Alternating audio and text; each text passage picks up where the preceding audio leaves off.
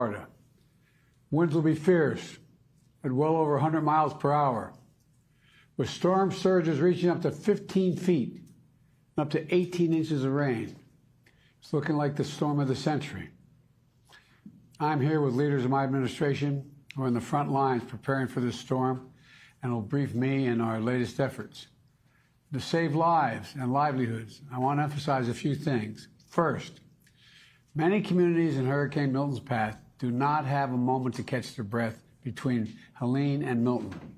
Two historic storms in 2 weeks. I want to thank everyone who has followed local guidance to evacuate ahead of the landfall. I know it's really tough, leaving behind your home, your belongings, everything you own. But I urge everyone in Hurricane Milton's path to follow all safety instructions as we head to the next 24 hours. It's literally a matter of life and death. Second, for the last week, my team has done everything possible to prepare for this storm. I immediately approved emergency declarations in Florida and the Seminole Tribe in Florida. I also surged search and rescue teams, water, food, power generators, ambulances to the region. In my direction, Administrator Criswell will be in the State Emergency Operations Center in Florida tonight. And Kamala and I are going to keep pressure on the companies so prices stay stable on gasoline, flights, and goods people need. Finally, we're teaming up with state and local officials to support impacted communities.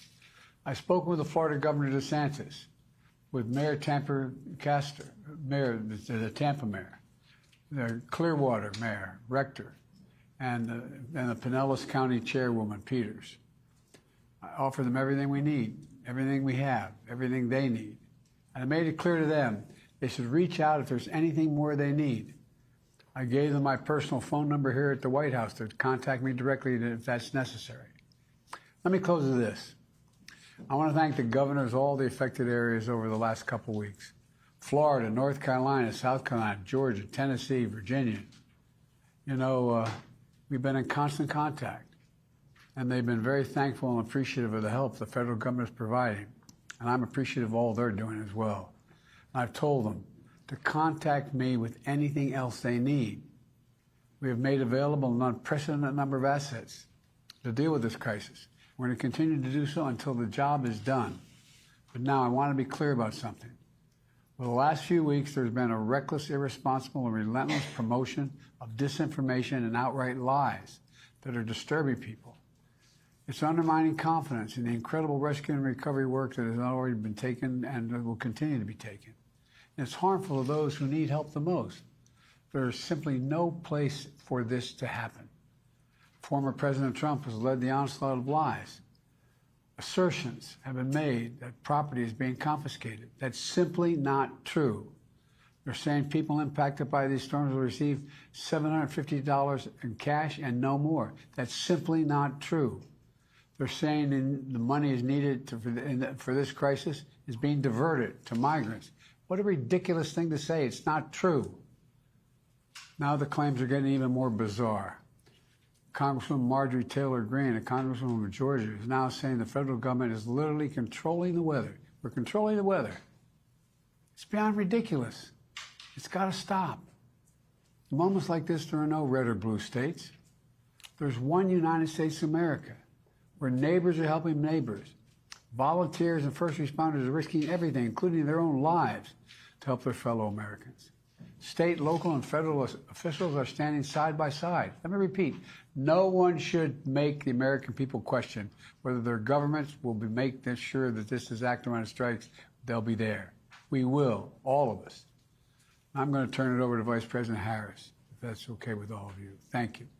Madam Vice President. Thank you, Mr. President.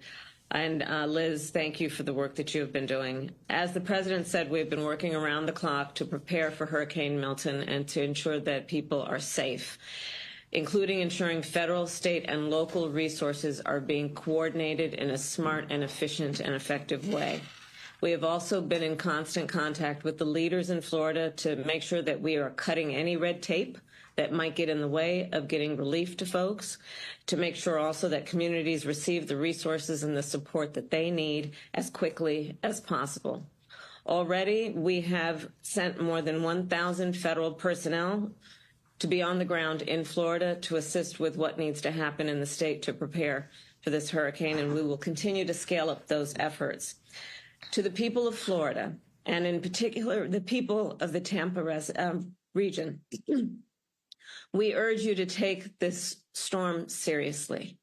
As has been said before, this is a storm that is expected to be of historic proportion. And many of you, I know, are tough, and you've ridden out these hurricanes before. This one's going to be different.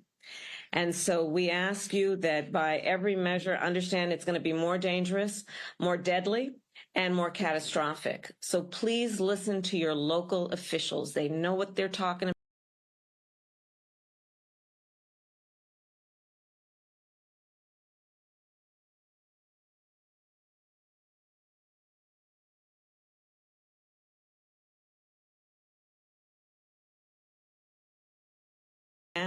To protect the people who have been in the path of this storm. And once the storm has passed, we will be there to help folks recover and rebuild, as we continue to do for those communities in Florida, Georgia, North and South Carolina, and across the Southeast who have been devastated by Hurricane Helene.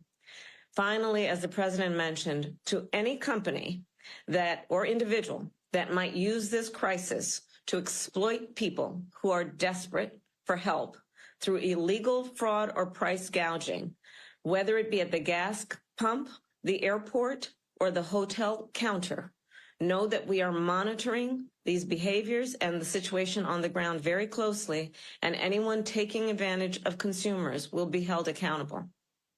The bottom line is this hurricane poses an extreme danger, and we urge everyone in Florida to take extreme caution.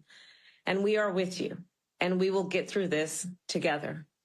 And with that, I will hand it over to Homeland Security Advisor Liz Sherwood-Randall.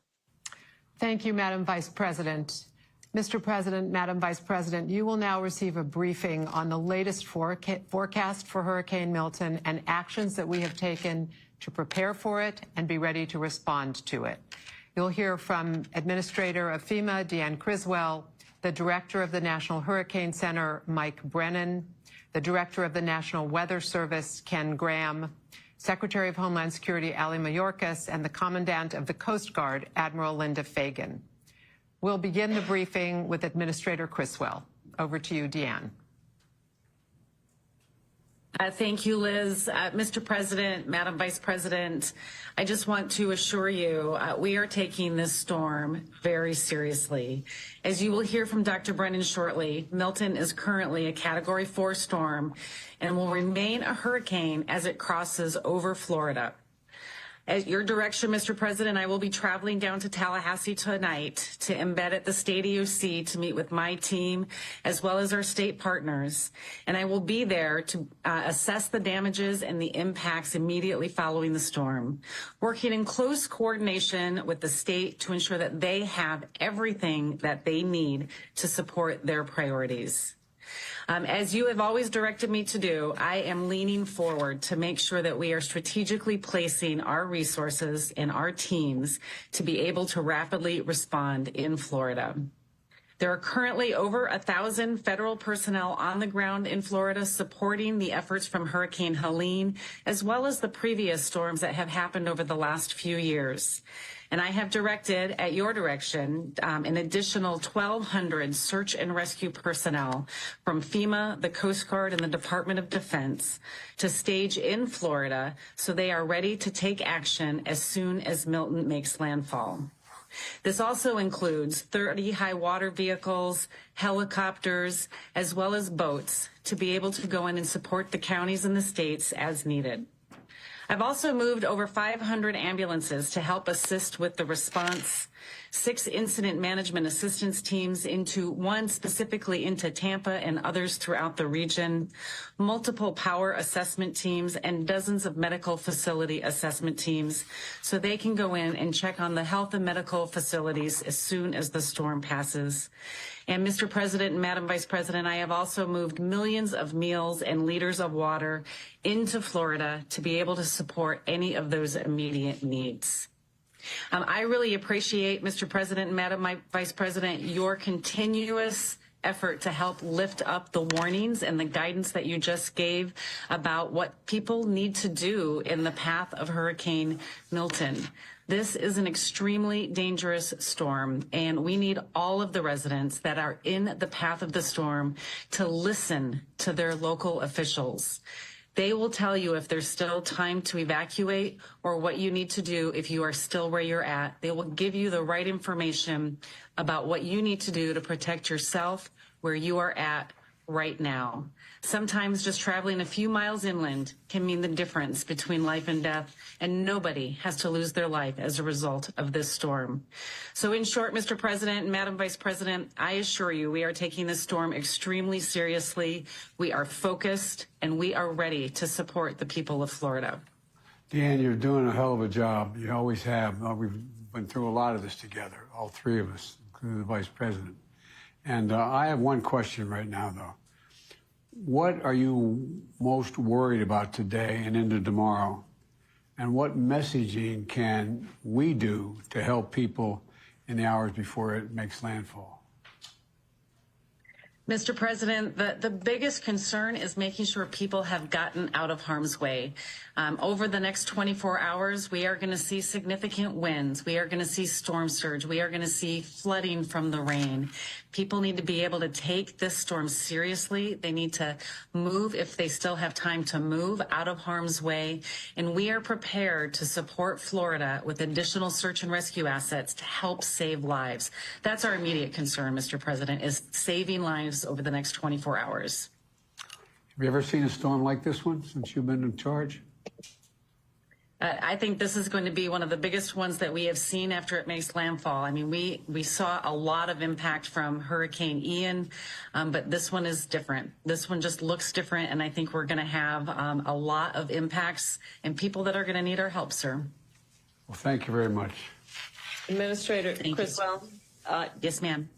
Are we concerned about any misinformation or disinformation regarding evacuations that we need to clear up at this point? There's been a lot of misinformation out there, Madam Vice President, that's for sure. But I have not heard anything specific to the evacuations. I think that the local officials, the state officials have been very strong in getting that message out there and getting people to move out of harm's way. I was in Florida on Monday and met with the mayor of Tampa as well as the mayor of St. Petersburg, and we saw people evacuating. And so they are listening to their local officials, and that was encouraging. That's great. Thank you.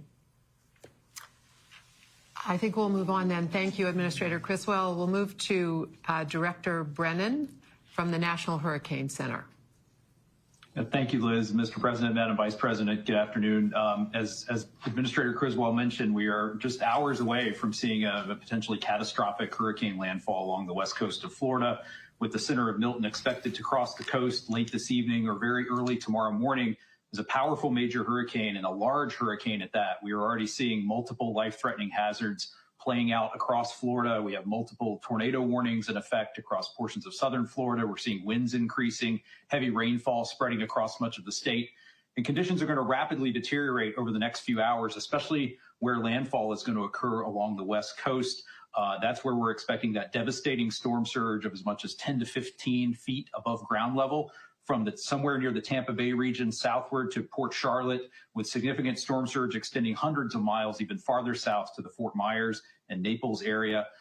And that is why we have been supporting so many evacuation decisions to get people away from that devastating storm surge. Time is running out now for people to leave along the west coast before conditions deteriorate further. Additionally, Milton is going to be a powerful hurricane when it makes landfall and move quickly across the state and remain at hurricane intensity as it moves across Florida tonight and as it enters the western Atlantic during the day tomorrow. So that is going to bring the risk of hurricane conditions to much of the central portion of the state. We have hurricane warnings in effect from Fort Myers up through Tampa to Cedar Key along the west coast, all the way through the I-4 corridor across Orlando to Daytona Beach, up to St. Augustine, including the Cape Canaveral area and the East Coast down to Port St. Lucie. So a large area is at risk of seeing devastating wind impacts, widespread power outages, structural damage. And that could lead to a very unsafe environment after the storm, where we tend to see a lot of post-storm fatalities in this very dangerous environment that's left. Additionally, we're expecting very heavy rainfall, 6 to 12 inches, amounts as high as 18 inches across the heavily populated I-4 corridor from Tampa to Orlando to Daytona Beach, which could lead to widespread catastrophic and life-threatening flash flooding and urban flooding tonight and into Thursday in that area. And that's an area where we lost about 16 people in Hurricane Ian to that same type of flooding. So there's a tremendous risk to both life and property there. I do want to thank the administrator and FEMA and her for her team's support and our coordination on that. And I finally want to thank the NOAA and Air Force Reserve hurricane hunters who've been flying into Milton for days now, providing us just tremendously valuable direct data that has really helped inform our life-saving forecast and warnings. So thank you, Mr. President, Madam Vice President. Mike, I know you're tired of hearing from me. I've been talking to you so much lately. I appreciate your constant input you've given me and let me know what's going on. What more can you tell us about how the location of this storm is going to affect the storm surge in Florida? I mean, because that's pretty consequential, right? The surge. I mean, that's what you're focusing on? Yes, Mr. President, just a shift of a few miles in the landfall location will make a big difference in what area sees that very worst storm surge. So a track of the center to the north of Tampa Bay would push the highest storm surge into Tampa Bay itself. A track 5 or 10 or 20 miles south would push that higher storm surge, say, down to the Sarasota, Port Charlotte area. Even as close as we are to landfall, it's not really possible to tell exactly where that worst surge will occur. It's one wobble away from shifting 10 or 20 miles. So that's why we've conveyed that risk across such a large area to help support the evacuation of much of that west central coast of Florida. But Tampa Bay is particularly vulnerable, correct? Correct. Yes, Mr. President. It's one of the most vulnerable locations along the entire west coast of Florida because water gets funneled up into the bay. If you were to see a worst case scenario there, you could see storm surge as much as twice as high as they saw during Helene, where it got up to 7 or 8 feet in the bay. It could potentially get up above 10 feet in this event. Well, thanks a lot, Mike. I appreciate it. Hey, Mike. It's good to see you again, and thank you for all your work. So for the folks who have been living in Florida a long time and have experienced these storms many times, how are you talking with them about how this is going to be different and so the difference between what they're used to and what this will be as a way to hopefully give them more encouragement to know that they need to get out? Yeah, thank you, Madam Vice President. Yes, we've been emphasizing the size and the intensity of the storm and the direction at which it's approaching, which is unusual and really raises that storm surge risk for the west coast of Florida. We typically see hurricanes approach the west coast of Florida from the south or southeast, moving parallel to the coast. This track more perpendicular to the coast really raises the storm surge risk.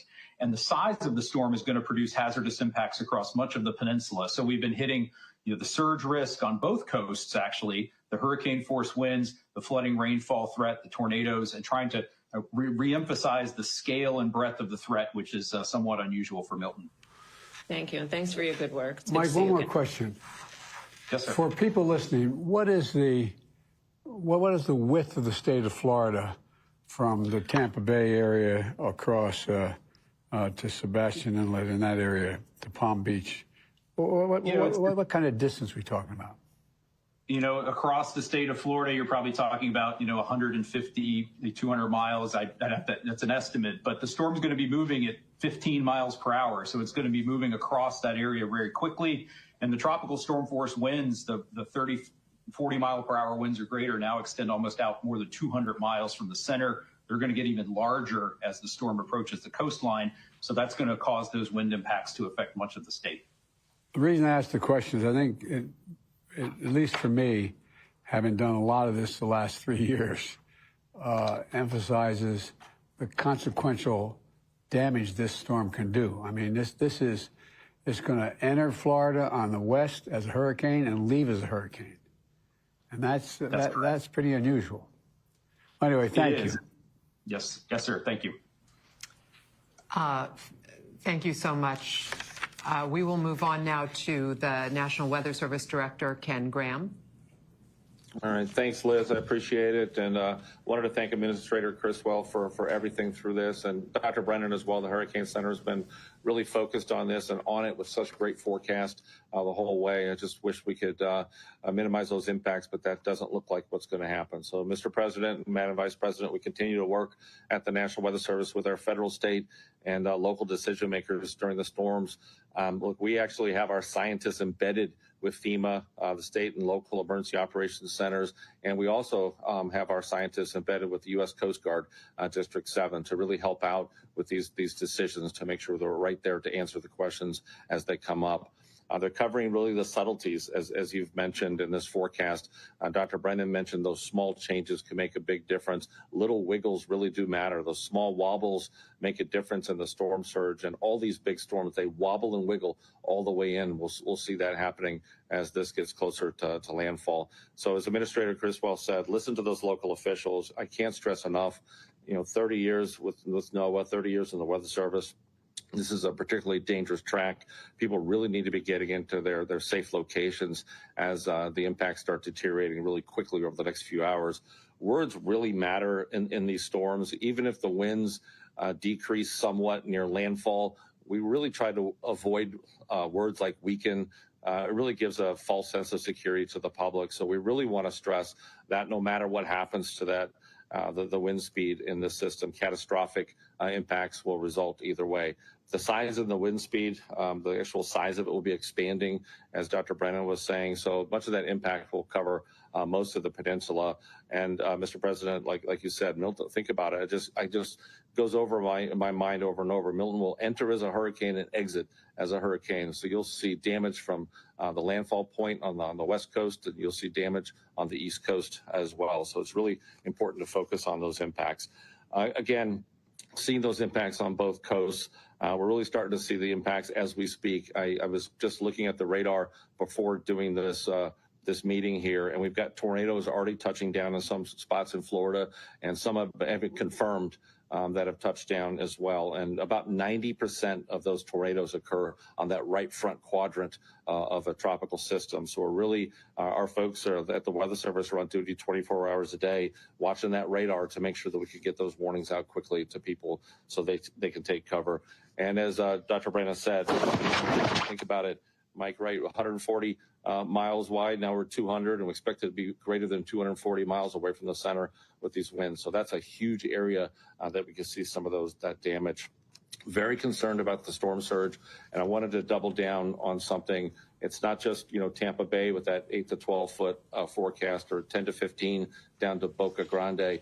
I mean, you could see 5 to 8 feet of storm surge all the way down to Chokoloskee. Think about Fort Myers, Naples, well away from that center.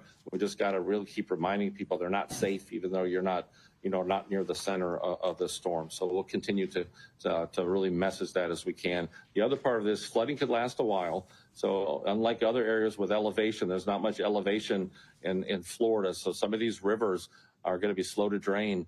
Some of these rivers could stay up for about a week after the storm, and the storm surge will act as a blocker to drain some of that rain from the inland area. So that could really be add some challenges to some communities with the flooding and recovery efforts, as some of the roads will be pretty impassable. So, I was looking at this, Mr. President, Madam Vice President. Yesterday I said the clock was ticking.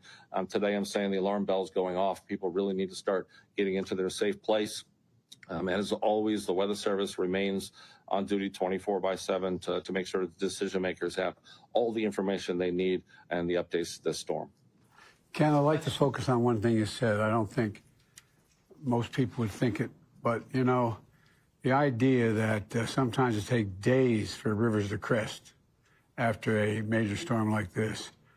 Are there any particular areas of concern that that are related to this type of flooding? And how long do you think the flooding conditions could last? In other words, I think people think once the winds are died down and have gotten through that, okay, we're all set. But these rivers flooding are consequential, and it takes time, right? It takes time. That storm surge pushes up every nook and cranny of Florida. So it goes up bays, goes up rivers, it fills in all these areas. And then you add that incredible amount of rainfall, and that rain can't drain because the storm surge has it blocked. So just really looking at some of the areas in Hillsborough River, Alafaya River, the Peace River, some of these type of traditional places that could flood. We really got to watch those areas and those communities. So it takes quite a while for that water to drain. Thank you very much.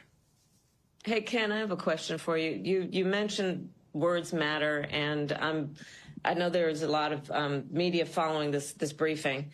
So there have been, we've gone from a Cat 5 to a Cat 4, and the language that a lot of folks have been using is downgrade. But it sounds like you're cautioning us that that may communicate a sense that the danger is lessened when in fact it's not. Can you talk a little bit about that? Because I know a lot of folks are watching right now and would love to have your feedback on how we should be talking about this. Yeah, we need everybody that communicates to the public to be on the same page with the words, because I've 30 years of doing this. I've seen this so many times. People will think, oh, it was a Cat 5, now it's a Cat 3. That's not a reason to relax. It's not weakened. That's not diminished. That means that we've expanded the wind field. The impacts don't change associated with that. And I've seen this in Hurricane Florence and other historic hurricanes. So we have to be mindful of the words that we use and focus on those impacts. Those impacts haven't changed no matter what the wind speed does over the next 24 hours. Thank you. That's very helpful. Thank you. Thank you, Director Graham. We'll go now to Secretary Mayorkas, the Secretary of Homeland Security. Ali, over to you. Thank you very much, Liz. Mr. President, Madam Vice President, if I can just pick up on the important phrase, the words matter.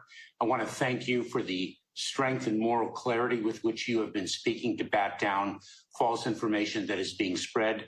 That false information is only hurting survivors in need of help. And it is also hurting the first responders who are so bravely risking their lives to deliver that help to the survivors.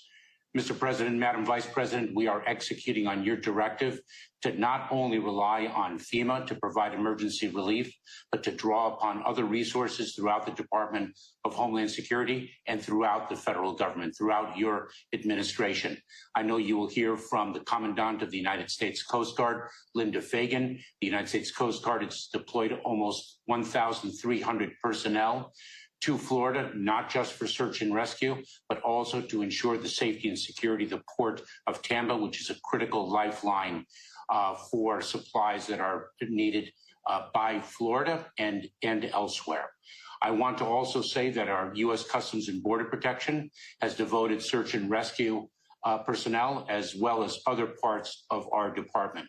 To give you just a quick snapshot of some of the resources that are devoted from other parts of the administration, the Department of Defense is providing search and rescue, commodity movement, commodity distribution, and security to Florida. We already have 1.5 million meals and 2.8 million liters of water ready to provide to people in need. The U.S. Army Corps of Engineers is providing temporary power, temporary roofing, debris removal support, and engineering expertise. The U.S. Forest Administration is also providing debris removal. This is absolutely critical so that our search and rescue personnel can reach the people in need and provide them with the humanitarian relief upon which they rely. Health and Human Services is providing hospital and health-related support. The Small Business Administration has dedicated 137 personnel to assist people who have lost or whose businesses are destroyed, to get them back up on their feet and understand what resources are available to them. We have an entire administration dedicated to this effort at your direction. And with that, I'll pause. Hey, Ali, Mr. Secretary, do you have everything you need from all the... If you're just joining us, President Biden and Vice President Harris getting an update from some of the members of their administration on what the federal government is doing to prepare for Milton. 1,000 federal personnel have already deployed to the state of Florida to help once the storm is over. We heard from FEMA's director that she will be in the state. She'll be in Tallahassee. This is at the direction of President Biden. Water and food and personnel are already in place to respond. Biden and Harris urging residents, specifically in the Tampa Bay area. This is an area that is home to more than 3 million people and is in Milton's direct path to listen to local officials and that if they need to evacuate, to do so. Biden also calling on the campaign of misinformation to stop and saying that it is undermining the efforts to help people in need. We are continuing to follow the latest on Milton's track. For now, we return to programming already in progress. You're watching Local News Live. I'm Nicole Newman.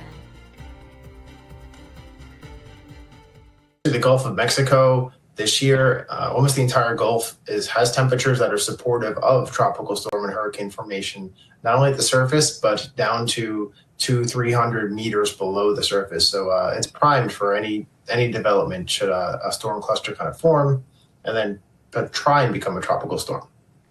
Is there anything unusual about the way that Milton formed or its track right now as it's making such a beeline straight for Florida? It is quite rare to have a storm that forms in the western Gulf of Mexico kind of move to that northeast and have it, because last time it happened was about 100 years ago. And when those storms form in that western part of the Gulf, the times of year they normally form there, it's usually really late in the season or really early in the season, and they get picked up by cold fronts and kind of brought into the kind of the western parts of the Gulf. If they do form that during the middle of the season, they typically move to the west. So this is kind of a rare scenario. Why is that exactly? Is that just because of changing climate conditions? Is it a coincidence? Yeah, the direct and actual track of any given storm, such as Milton, it's really conditioned on what's the pattern in the planet. That's during those 7 or 8, 9, 10 days when it's kind of moving along. That's kind of very low skill in predicting that many months out. I see. Is your job getting harder? Are hurricanes getting harder to track and predict because when they do this rapid intensification, for example? The rapid intensification, that's more the hurricane forecasters at the National Hurricane Center. The seasonal forecast for the entire season, there are some nuances in there about how many storms are likely to become hurricanes and how many are likely to become major hurricanes. And so that's why we give our forecast with a bit of a range, right, to account for some of the uncertainty and for kind of the things that, the group of scientists we've still got to learn. Yeah.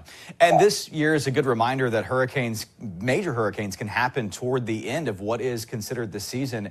What do people need to know for the rest of this month? We are still looking at the potential for storms to form in the kind of Caribbean and even toward the Gulf of Mexico. There's even some possibilities of a storm forming in the Eastern Pacific. And it just goes to show you that the hurricane season is not over until November 30th. So please do not let your guard down. If you have your preparations, keep them solid and be prepared for one should come your way. Yeah, great information. NOAA lead hurricane season forecaster Matthew Rosencrans, thank you so much. Good talking to you. Well, coming up, the race for the Texas Senate seat is closer than expected. We'll talk about Ted Cruz's toughest challenge yet next when Local News Live returns. Every day, stories break that get the nation talking. These outages beginning in the early morning hours. That's why every morning we are taking a deep dive into the big stories of the day. Now to an update on the big consumer news. Stories directly from local reporters who know the streets and the people. A shelter-in-place order is in effect. Authentic, unfiltered, live. Stories that impact you and your family. Local News Live. Weekday mornings at 7 a.m. Eastern.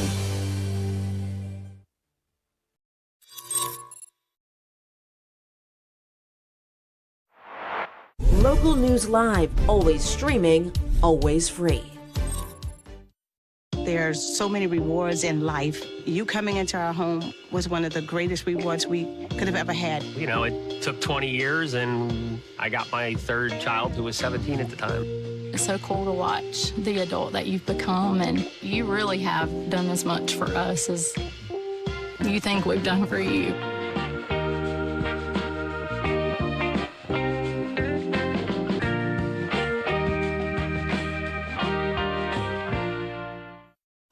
Rethink how you get breaking news. A rooftop collapses at a suburban hotel. With Local News Live, you get the big national stories direct from local reporters. Reporters who know the streets and the people.